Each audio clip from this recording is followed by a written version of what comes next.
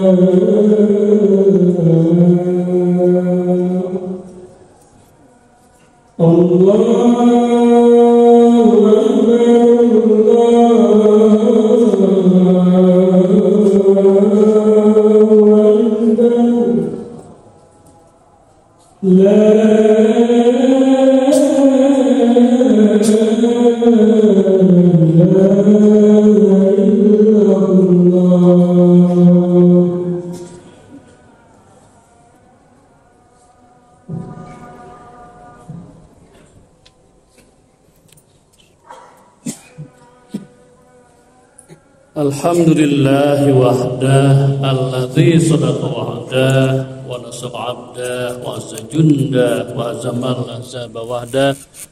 Allahumma shalli ala man la nabiyya ba'dah wa ala alihi wa sahbihi wa man tabi'ah. Asyhadu an la ilaha illallah wahdahu la syarikalah wa asyhadu anna Muhammadan abduhu wa rasuluh. Wa yal hadirun usikum wa nafsi wa iyaya bitaqwallah faqad fazal muttaqun wa fahamu ma qala Allah ta'ala bil Qur'anil Karim. A'udzubillahi minasyaitonir rajim. Bismillahirrahmanirrahim. Wa minhum may yaqulu rabbana atina fid dunya hasanah wa fil akhirati hasanah wa qina azabannar. Shadaqallahul azim. Dan Jumakumullah, kemarin kita baru selesai menyelenggarakan rangkaian Isra Mi'raj, mengingatkan kita tentang sholat. Sejak saya dan mungkin hadirin juga belajar ngaji, itu Pak Ustadz sudah mengingatkan kepada kita bahwa sujud adalah momen terdekat dengan Allah. Sujud terutama dalam salat, sujud dalam salat adalah momen terdekat dengan Allah, sehingga apapun yang kita minta dalam sujud itu akan dikabulkan oleh Allah.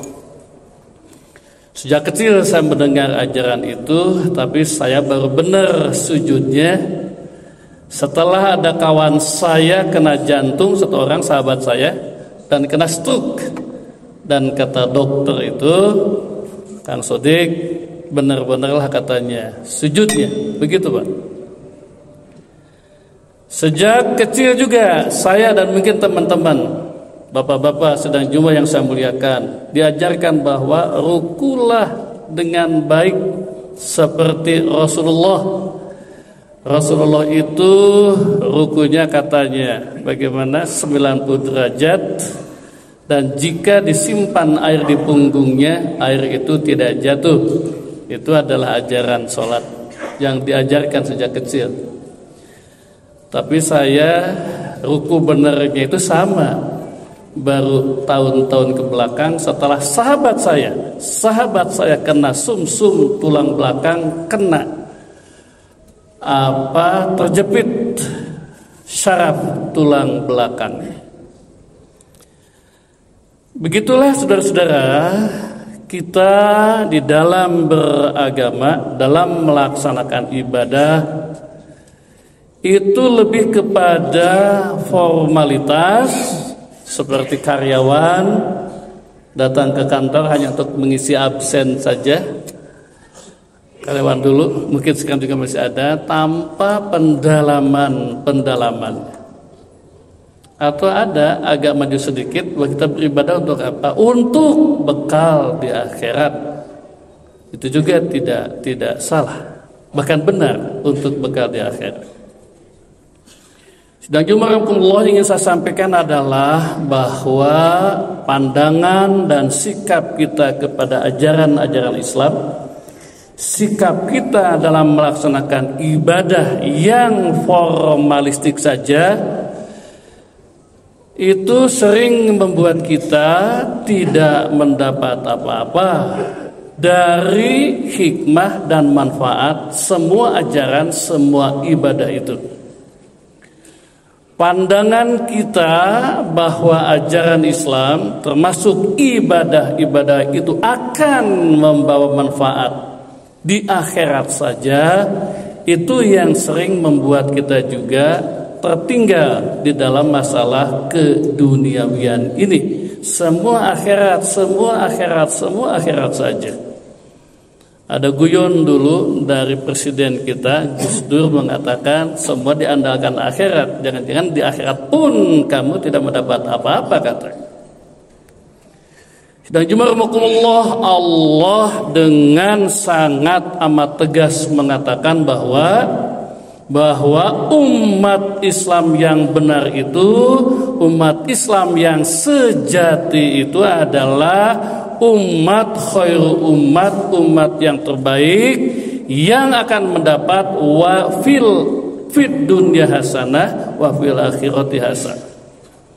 Itu adalah janji Allah, itu adalah fasilitas dari Allah, itu adalah kasih sayang Allah, bahwa kepada umat Islam itu sesungguhnya orang per orang, keluarga per keluarga, umat per umat akan diberikan kepadanya fid dunya hasanah wa fil akhirati hasanah, bukan hanya hasanah di akhirat saja. Nah, untuk mencapai itulah, untuk mencapai fid dunya hasanah wa fil akhirati hasanah, orang per orang atau keluarga per keluarga, Allah menurunkan ajaran Islam dimulai dan terutama melalui ibadahnya. Jadi sidang Jumat yang saya muliakan, ajaran Islam termasuk ibadah-ibadah di dalamnya itu ibarat sebuah sistem pendidikan, ibarat sebuah kurikulum untuk siswa, untuk mahasiswa. Agar apa? Agar dia naik kelas, mencapai cita-cita akhirnya. Ajaran Islam itu sistem pendidikan, ajaran Islam itu adalah kurikulum. Untuk apa? Untuk mencapai tadi, fid dunya hasanah wa fil akhirati hasanah, baik orang per orang atau keluarga-keluarga atau umat. Itulah khair umat yang terbaik ini. Tapi sering karena pemahaman yang kurang tepat, kita tidak mendapat apa-apa dari ibadah itu di dunia. Semua di akhirat saja. Semua di akhirat saja. Kemarin saya dan juga mungkin sidang Jumat banyak merayakan Isra Mi'raj. Saya bertanya kepada anak-anak, kepada mahasiswa, kepada ibu-ibu, kenapa sholat? Ya Pak, sholat adalah imaduddin, tiang agama benar. Bu-ibu kenapa sholat? Oh, sholat perintah agama Pak Sodik. Saya dengan sholat itu saya telah menunaikan kewajiban saya. Benar. Kenapa ibu sholat? Oh, sholat itu Pak Sodik adalah amal yang pertama dihisab di akhirat. Oh, benar. Tapi tidak ada satupun yang mengatakan, Pak Sodik, saya sholat ingin sehat. Sehat apa? Sehat lahir dan sehat batin. Apakah memang begitu sehat itu? Apakah memang begitu sholat itu? Silakan tanya. Silakan tanya kepada semua dokter bagaimana gerakan-gerakan sholat itu memberikan kesehatan fisik yang luar biasa. Rasulullah itu usianya pada abad ke-7 itu 63 tahun. Kalau dikonversi kepada abad sekarang itu katanya 85 tahun. Berapa kali Rasulullah sakit? Sakitnya hanya 1 kali. Kenapa Rasulullah sakitnya 1 kali? Bukan dijamin oleh Allah sebagai Rasul. Tidak ada jaminan sebagai Rasul Rasulullah itu tidak sakit. Tapi karena pola hidup sehat, termasuk dan terutama olahraga yang sehat, senam yang sehat, yoga yang sehat, dalam gerakan sholat sehari semalam 40 rakaat. Saya punya sahabat Pak sejak SMP yang saya katakan tadi kena jantung dan mohon maaf meninggal. Itu yang membuat saya bertanya ke dokter jantung harus perbanyak sujudnya, perpanjang sujudnya. Salah satu kegagalan operasi jantungnya karena dia overtraining Pak. Dia kalau goes naik sepeda atau naik gunung dia di depan kami Pak. Itu yang masalah. Jadi semua urusan termasuk olahraga itu bukan bebannya, bukan beratnya, itu adalah tapi seperti kata Rasulullah, khairul umur madama wa in qalla. Semua urusan termasuk olahraga itu adalah bukan beratnya tapi adalah rutinnya. Dan Rasulullah adalah rutin olahraganya, senamnya, yoganya sehari 40 rakaat. Salat fardu, salat rawatib ditambah dengan salat tahajud. Itu salah satu contoh kecil bagaimana ajaran Islam salat memberikan kesehatan fisik. Dan kalau orang sehat fisik, sehat Pak. Umat Islam itu harus yang paling sehat fisiknya itu. Kenapa? Karena kita diajarkan senam dan yoga itu. Kalau sehat kan produktif kita, bahkan kreatif. Yang kedua kita ambil contoh lagi adalah sholat. Memberikan apa? Ketenangan batin yang luar biasa. Aqimis sholah li dzikri, tegakkanlah sholat yang benar, yang khusyuk, agar eling ingat kepadaku. Ala bi zikrillah tatmainnul qulub, dengan ingat kepada Allah hati tenang. Dan kalau hati tenang menurut teori adalah membangun produktivitas dan membangun kreatif. Jadi seharusnya yang paling sehat lahir, yang paling sehat batin itu adalah umat Islam. Yang paling produktif dan kreatif itu adalah umat Islam, antara lain dari didikan sholat itu. Ini sebuah contoh kecil saja, satu kasus saja dari ibadah sholat. Bagaimana sholat tidak difahami dengan sebaik-baiknya sehingga tadi tidak memberikan manfaat dunia dan hanya manfaat akhirat. Itu pun kalau ikhlas melaksanakan. Demikian juga saum, Pak. Dulu tahun 80 saya punya ponakan, Pak. Bukan ponakan, maaf, sepupu. Sepupu itu sering saumnya itu batal, Pak, dengan bayar fidyah. Tahun 80, 70, 80 lah, Pak. Saya ingat sekali, Pak, ayat Al-Quran, wa antasumu khairul lakum, dan jika engkau saum itu adalah baik. Udah ada hadis bahwa di dalam saum itu ada kesehatan, itu kan, Pak, tahun 80 ya. Dokter-dokter belum canggih sekarang ilmunya. Saya katakan kepada sepupu saya, sok paksakan, saya bilang, paksakan kamu saum. Memang, Pak, karena ada masalah di lambungnya, di pencernaannya, hari ke-1 di hampir pisan, hari ke-2 hampir pisan, hari ke-3 hampir pisan, hari ke-4 mulai tenang, hari ke-5 agak turun sakitnya, hari ke-6 agak turun, hari ke-7 sembuh, Pak, gitu. Tahun 80-an kan pengobatan kedokteran belum begitu canggih seperti sekarang. Artinya apa? Artinya benar juga, saum itu memberikan kesehatan, manfaat dunia. Saya bertanya kepada seorang dokter saat itu, Dr. Faridah, dok, apa manfaat saum bagi kesehatan? Oh, itu Pak Sodik katanya sesuai dengan standar kesehatan WHO tahun 80, sehat fisik, sehat lahir, dan sehat lingkungan, gitu, Pak. Sehat lingkungan dengan saum itu, tarawih bersama, fidyah bersama, ya kan? Kemudian ngaji bersama, sedekahnya perbanyak, itu standar WHO tahun 80-an. Sama ini juga sedang Jumat, manfaat-manfaat duniawi dari semua ajaran Islam, termasuk dari sholat dan saum, itu tidak kita gali. Jadi nanti kalau punya anak atau punya cucu, nak sholat ya, ajarkan kepada mereka, dengan sholat kamu dapat ridha Allah, udah benar. Dengan sholat kamu jadi anak soleh, benar. Tambahkan, dengan sholat kamu jadi anak pintar. Kenapa? Karena kemarin ada riset ya, Profesor Lina, bagaimana bacaan-bacaan Al-Quran itu bukan hanya nyambung di kolbu, tapi juga makin membuat si anak cerdas. Sholat ya, nah kenapa ayang harus sholat? Sholat jadi pintar, baca Quran. Sholat itu apa? Membuat kamu sehat, begitu. Jadi poinnya adalah kita harus menggali manfaat-manfaat dari setiap ajaran Islam, terutama ibadah-ibadahnya. Untuk apa? Untuk bukan hanya fil akhirati hasanah, tapi juga fid dunya hasanah. Agar apa? Agar umat Islam betul-betul mendapatkan manfaat dari ajaran dan ibadah itu, sehingga umat Islam bisa dengan cepat mencapai apa yang diminta oleh Allah, khairul umat yang terbaik. Dimulai dengan umat yang paling sehat fisiknya, dimulai dengan umat yang paling sehat batinnya, dimulai dengan umat yang cerdas, dimulai dengan umat yang sehat, dan seterusnya dan seterusnya.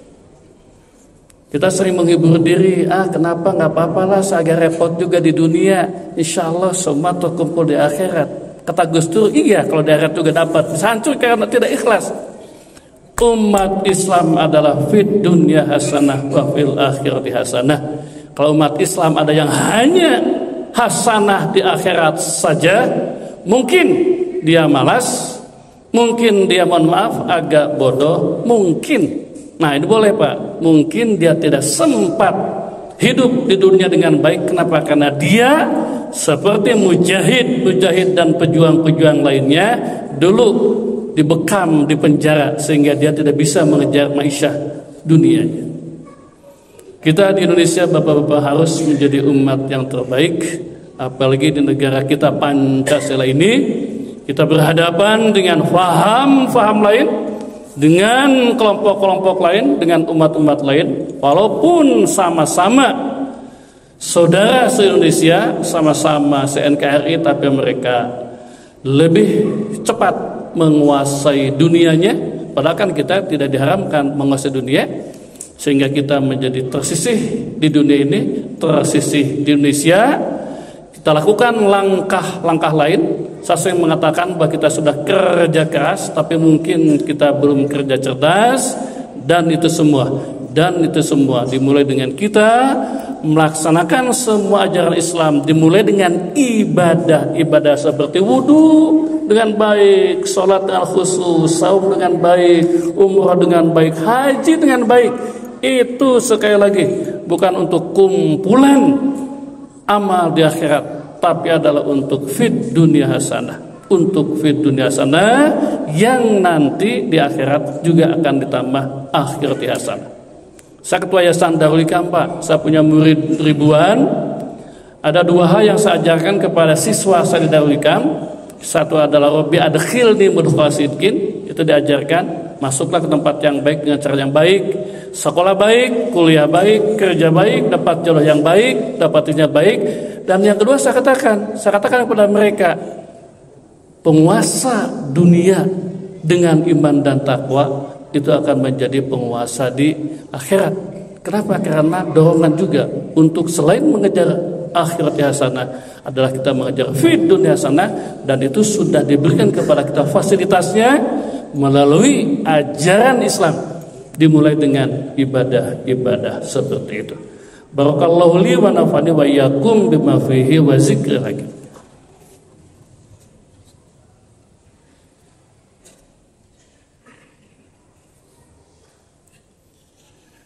Alhamdulillahi rabbil alamin wa bihi nasta'inu ala umuri dunya waddin. Wassalatu wassalamu ala asyrafil anbiya'i wal mursalin sayyidina Muhammadin wa ala alihi wa sahbihi ajmain.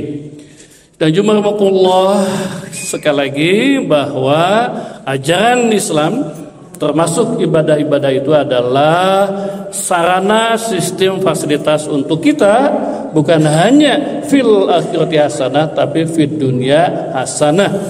Itu semua belum menghantarkan kita, mendorong kita, antara lain karena pemahaman kita yang belum 100% sempurna. Semua kita hanya diperuntukkan untuk akhirat. Kita juga boleh mengejar dunia jika dengan iman dan takwa.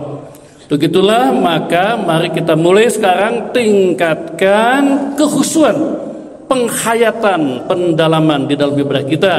Dimulai dengan tadi sholat. Kenapa sholat banyak yang tidak memberikan manfaat fisik, tidak khusyuk tertib dalam gerakan-gerakannya? Mengapa sholat tidak banyak memberikan manfaat bagi ketenangan batin yang merupakan awal produktivitas dan kreativitas? Kenapa? Karena kita tidak khusyuk hati di dalam sholatnya, yang disebabkan karena kita tidak menghayati bacaan-bacaan sholatnya. Itulah sebabnya dalam Al-Quran dikatakan walladzina hum fi sholatihim khashi'un. Khusyuklah dalam sholat dan khusyuklah dalam semua ibadah-ibadah yang disunahkan oleh Rasul, diwajibkan oleh Allah, agar sekali lagi kita mendapatkan manfaat fid dunya hasanah wa fil akhirati hasanah sebagai awal menuju apa yang diminta oleh Allah, menjadi umat khairu umat yang terbaik. Marilah kita akhiri dengan memanjatkan doa kehadirat Allah Subhanahu wa taala. Allahumma ighfir lil mu'minina wal mu'minat wal muslimina wal muslimat al ahya'i minhum wal amwat innaka sami'un qaribun mujibud da'wat. Rabbighfirli wa liwalidayya warhamhuma kama rabbayani shaghira. Rabbana hab lana min azwajina wa dhurriyyatina qurrata a'yun waj'alna lil muttaqina imama. Allahumma inni ala zikrika wa syukrika wa husni ibadatika. Ya Allah, bantulah kami agar kami senantiasa menjadi orang-orang yang bersyukur atas nikmat-Mu kepadaku. Ya Allah, bantulah kami agar kami senantiasa menjadi orang yang eling, ingat dan bisa beribadah dengan baik kepadamu. Ya Allah, Allahumma inni ala zikrika wa syukrika wa husni ibadatika. Ya Allah, bantulah kami agar kami juga husnu, agar kami juga indah dalam beribadah, baik dalam beribadah, khusyuk dalam beribadah, sehingga Engkau memberikan kepada kami barokah fid dunya hasanah wa fil akhirati hasanah. Rabbana afrigh alaina sabran, ya Allah limpahkanlah kepada kami kesabaran, wasabit aqdamana, mantapkanlah hati kami di jalanmu, jalan Islam ini, fansurna ala qaumil kafirin, bantulah kami menghadapi segala macam bentuk kekafiran. Rabbana atina fid dunya hasanah wa fil akhirati hasanah wa qina azabannar. Subhana rabbika rabbil izzati amma yasifun, wassalamun al mursalin walhamdulillahi rabbil alamin.